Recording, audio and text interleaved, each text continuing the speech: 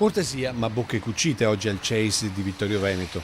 Niente riprese dentro la struttura, nessun contatto diretto con i profughi.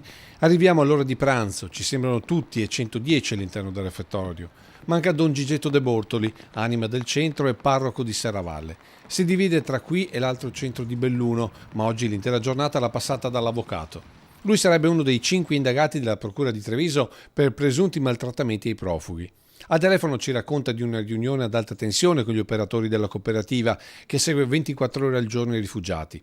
Tutte falsità, secondo il sacerdote, i maltrattamenti, ma anche il mancato cambio delle lenzuola utilizzate da più di 2 mesi, i pasti scadenti, l'impreparazione dei 15 operatori.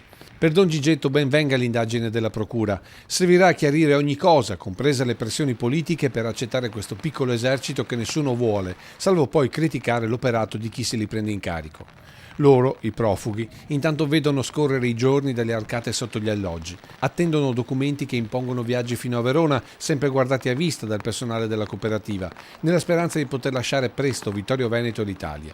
110 distribuiti nei 3 piani del complesso lungo la Lemagna, circa 40 per piano.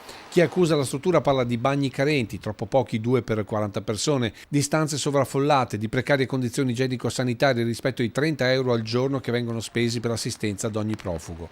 Immancabile l'interrogazione in Consiglio Comunale. E questa sera in Consiglio Comunale noi chiederemo al Sindaco proprio di smantellare il centro del CES e di tutto questo gruppo di immigrati.